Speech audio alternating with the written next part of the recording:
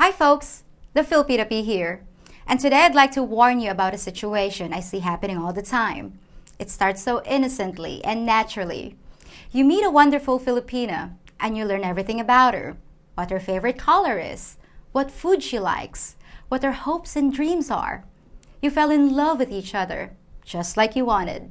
You get married, and you look forward to starting a wonderful new chapter, just the two of you, headed down the road of life's journey together.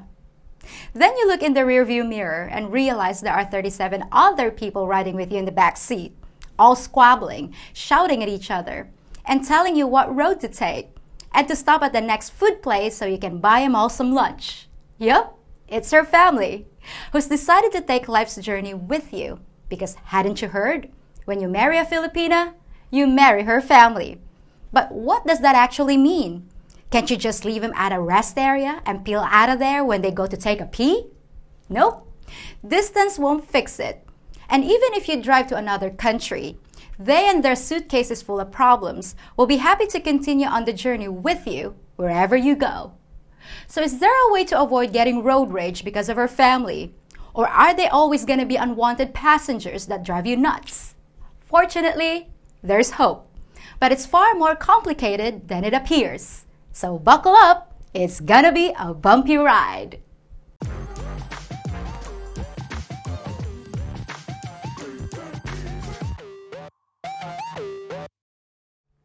Now, I've heard a lot of you guys say that one of the things you admire most about Filipino culture is our strong family ties.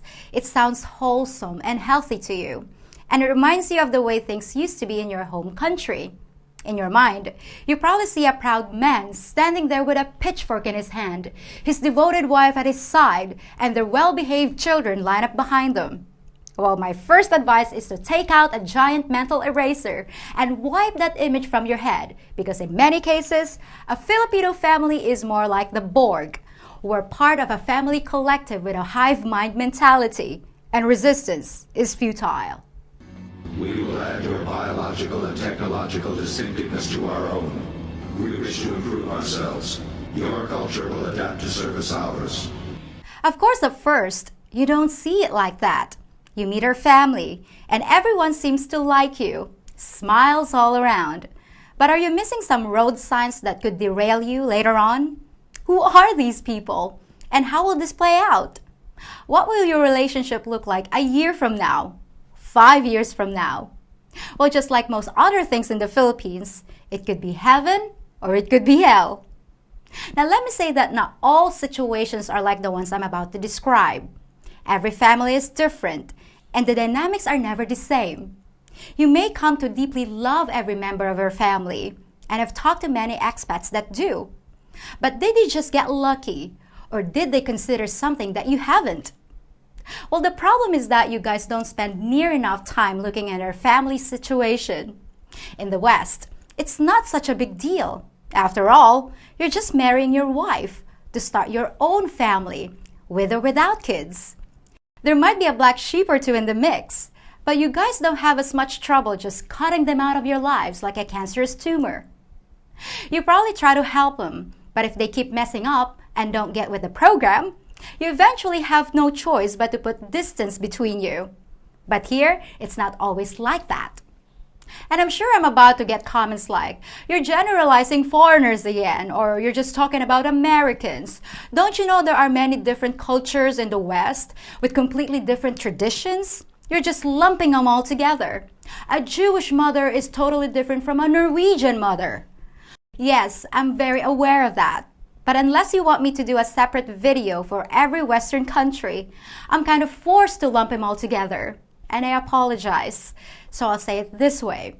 Generally speaking, at least for the majority of my viewers, Westerners are attached to their families too. But if your aunt steals your car and sells it to a chop shop, you probably won't have a problem never speaking to her again after she gets out of jail from where you called the cops on her. But can a Filipina escape her family? An overbearing mom? A drunken stepdad spending all their money? Or troublemaking siblings with their assorted dramas? Now, there are plenty of kids in all countries who are stuck in bad situations, but hopefully as adults, they can escape and make their own way. Not always so in the Philippines, because we're much more closely connected no matter what we do or how bad our relatives are. You might be tempted to say to your Filipina, why can't you just tell them to F off? They've always been that way. They're always gonna be that way.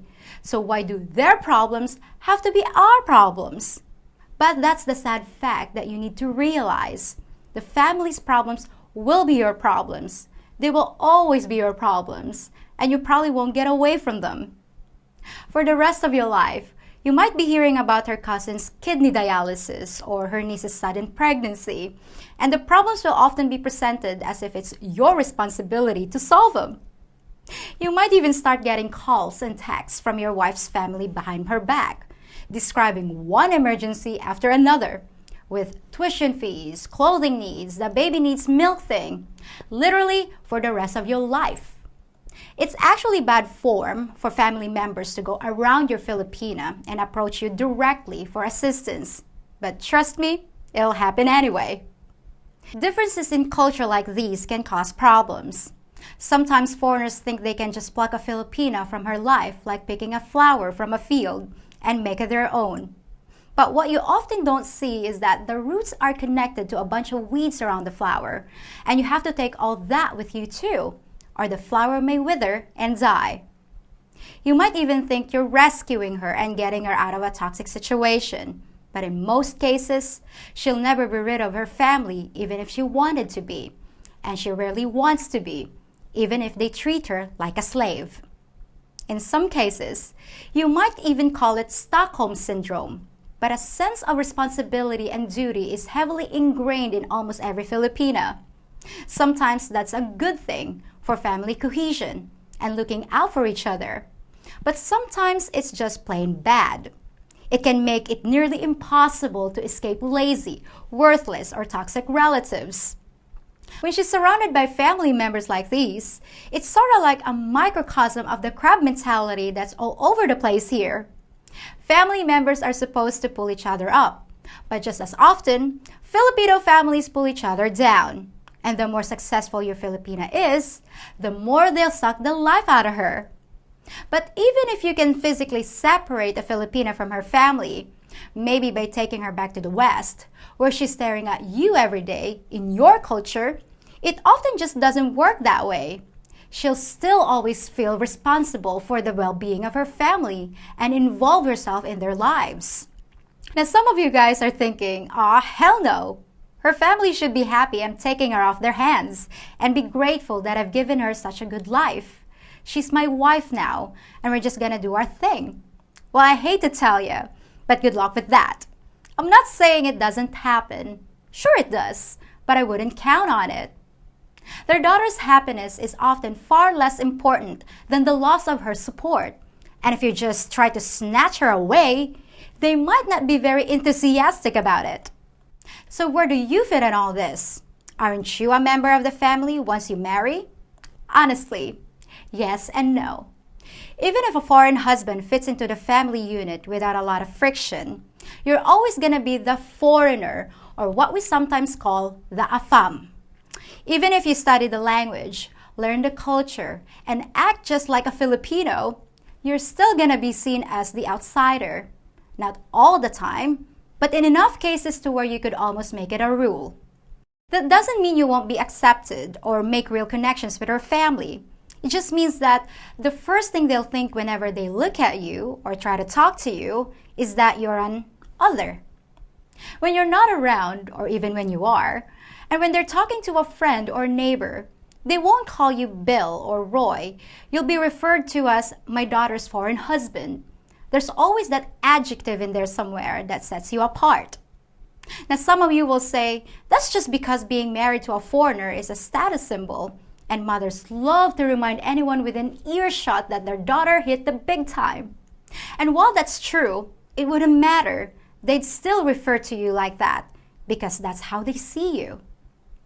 Other guys are very resentful. They never regarded as a real member of the family. They feel like they should be listened to when it comes to family problems, but they find out that they get a lot of resistance when they try to meddle in the family affairs. The only thing I can say to that is I hope you found a family where your input is welcome and you don't always feel like you're the outside looking in. So at this point, you might be thinking this sounds like a rotten deal and you should pivot 180 degrees and run in the opposite direction as fast as you can. Why would you want to become responsible for someone else's problems when they won't even accept you as one of them?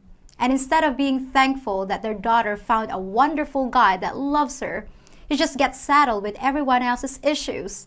That sounds like hell. Well, you don't watch my videos to be told sweet-smelling lies. You watch me to get the truth and to let you know that smell is actually the pile of poo you're about to step in. And there it is. But before you abandon all hope of ever making it work with a Filipina, let me suggest a solution. It requires a little extra work that most guys would never even think of doing. But the prize at the end of the rainbow will change your life forever. And nothing this great comes without a struggle. You know how you look at a woman and evaluate certain things before getting into a relationship with her? Like how pretty she is, her marital status, whether or not she has kids, and her overall personality. Those are just common sense things that every man does, I hope. But I suggest you put even more effort into looking behind the curtain at her family structure. Whatever questions you'd ask yourself about your partner, ask about the other members of her clan. You might not be able to get some of this information directly from your Filipina, so keep your eyes open and look for the answers yourself. Figure out how the family supports itself. Are there one or two main providers while everyone else sits around with their hands out? Or maybe her brothers have good jobs and bright futures, which will spread the resources more evenly and limit your involvement. Does she have sisters who might also be with foreigners? A big plus. Who are the ones always causing drama, and what kinds of problems do they have? Who's the black sheep and why? Who's the golden boy and what does he get away with? Does her mother run the family with an iron fist, telling everyone what to do? Or maybe it's the father who sets the tone of the family, a laid-back guy who doesn't give a crap. Try to identify all the players and see what effect they have on the family as a whole. And let me warn you, if you think you've met her entire family, you probably haven't. Because we use a slightly different definition for that term. To you, family maybe means parents, siblings, aunts, uncles, and maybe a few cousins. But to a Filipino, the word family means anyone that's any part of the tree, from the roots to the branches, to the tiniest little leaves, and even anyone sitting in the shade underneath it. Like I said in my parents' housewarming video, there were people in there that I didn't even know, had never even met before, but they were still my family. And when one of us has a problem, we all pitch in to help, at least theoretically anyway. It's usually the person with the problem that has to remind everybody about the rule. Even family friends, people with no blood relation, that just sort of attach themselves to the family, they count too. 3 years from now, you might hear how Mario needs money to replace the tire on his motorbike. And when you ask who that is, you find out it's a guy who used to be a neighbor of a distant cousin who just started sleeping on their couch and slowly oozed his way into their lives permanently. Your reaction might be, so why are we responsible for helping him? But silly foreigner, he's considered family now. So I'm afraid that Mario gets to take shelter under the big tree too. But probably the most important thing you want to find out about her family is, who's the matriarch? Now you might think that's a silly question and automatically assume it's her mom. But let me explain an interesting phenomenon about Filipino families. We have this weird thing where sometimes the parents and even the whole family relinquish control of decision making to the child that's supporting everyone. And even though she could be a 20-year-old working at a call center, suddenly she's the boss of the whole clan because she's the one paying the bills. The roles reverse, and the parents can become the children, following her lead. It's a strange case of money talks. So look carefully at your Filipina's role in her family. If she's the provider, then you'll be the provider. If that's not cool with you, then never marry a matriarch because you'll have all the responsibilities without getting much of the credit. Now, some of you thrive in the role of silent advisor and a treasurer of the family. You don't mind hearing about the daily dramas, and believe me, it will be daily. Her mom's persistent toothache, her brother's gambling problem, her friend getting kicked out of her apartment with no place to live. These things will become a part of your daily life, and if that's not something you're prepared for, it can come as quite a shock and a real source of tension in your relationship.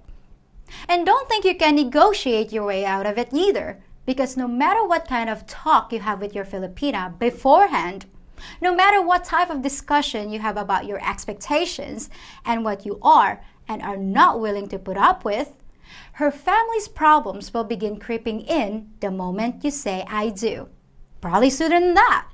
And then you're left with being the bad guy every time you leave a member of the family in trouble, even if the trouble is of their own making. So is all this crap inevitable? Are you destined to be buried under a pile of other people's issues if you marry a Filipina? Not necessarily. If she comes from a middle class or wealthier family, you might escape it. If she has enough siblings that can help, you might escape it. If she's an orphan, you probably will escape it. But if none of these apply, there's one more thing I'd advise you to do, and it's called the 2-island rule. When choosing somewhere to live as a couple, make sure to settle at least 2 islands away. That ensures that if her family members want to visit, it'll be a bit of a trip, and it'll give you some much-needed breathing room. Leaving just 1 island away means that they and their problems are just a ferry ride from your front door. Now, will this keep you from getting involved in family matters?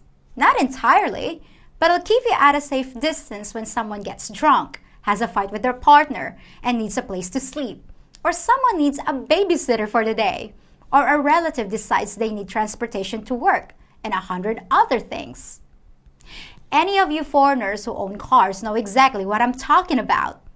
If you live near her family, there's no such thing as a quick trip to the store. Just get in your car with your Filipina and look in the back seat. There will always be several of her family members back there. And when you ask why, you're gonna get some version of the following. Oh, I told Auntie Rita we could drop her off at the bakery, 10 minutes out of the way. And we need to take Uncle Ben to buy some rice, another 5 minutes in the opposite direction. Unless you want to cause a scene, you just became the family chauffeur. So take my advice and move as far away as you can. Believe me, you'll need all the relief you can get. Well, that's my in-depth look at the structure of the Filipino family and how you might or might not fit into it. Just remember that all families are different and individual results may vary. I'll be back on Tuesday with something fun and illuminating as I perform a social experiment you won't want to miss. Till then, folks. If you think about it, I'm kind of like Hermione Granger because I always do my homework before I present a subject for your consideration. I'm at the top of my class when it comes to the subject of East-West relations, and I'm more than happy to help you craft a love potion for that special someone. All I ask for my magical knowledge is that you like this video, subscribe to my channel, and hit the notification bell to let you know when the next lesson has begun. And in case you're even thinking of looking elsewhere for your information, just remember that my wand is a lot bigger than yours. But if that's not the case, please shoot me an email